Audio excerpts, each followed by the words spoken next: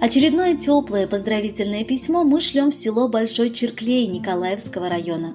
Родители и ученики выпускного 4 А класса хотят сказать слова благодарности первой учительнице Алисе Айсеевне Бадаевой. За столь короткий срок вы, не жалея себя, своих сил и времени, сумели заложить в наших детях основной фундамент из знаний и способностей. Вы научились считать и читать, писать и мечтать, быть справедливыми и видеть только самое прекрасное вокруг себя. Из несмышленных детишек вырастили самое молодое поколение людей, способных различать, что такое хорошо и что такое плохо. Иногда вы были строгой внешне, но в душе оставались понимающий язык первоклашек. Ваша строгость воспитала в наших детях честность, порядочность и четкость в своих действиях. День за днем, год за годом вы раскрывали скрытые способности наших детей, ведь большую часть времени они проводили в школе рядом с вами.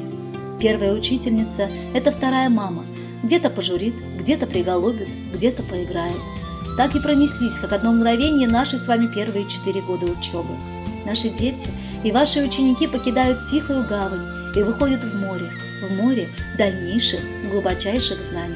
Им предстоит многое узнать, многое услышать, столкнуться с более серьезными и точными науками. Но первая учительница останется навсегда в памяти, как маяк, освещая путь своим кораблям. Все начинается с учителя. Приняв решение всей жизни, впитав любовь к труду сквозь призму, открыв все двери сердца сразу, идет путем не всем подвластным.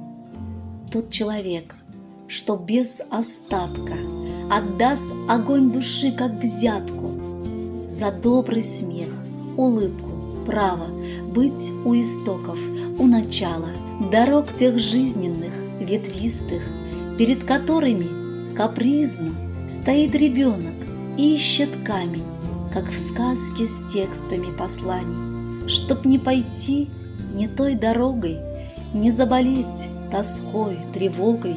Он хочет знать, что значит счастье, прожить все годы без ненастья.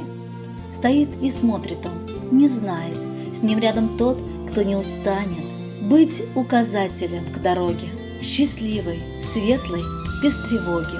Своей рукой слегка уставшей напишет он вселенной нашей послание искреннее, простое. Попросит он ничто другое, как сделать чистыми дороги детей, стоящих на пороге той длинной жизни, что, конечно, порой не будет очень нежной. Взамен предложит он терпение, любовь и трепет к поколению. Ведь только так найдет обитель душа с призванием учителя. Уважаемая Алися Айсеевна, примите вместе с теплыми пожеланиями и прекрасные песни. Пусть ваш нелегкий труд будет украшен благодарностью учеников и их родителей.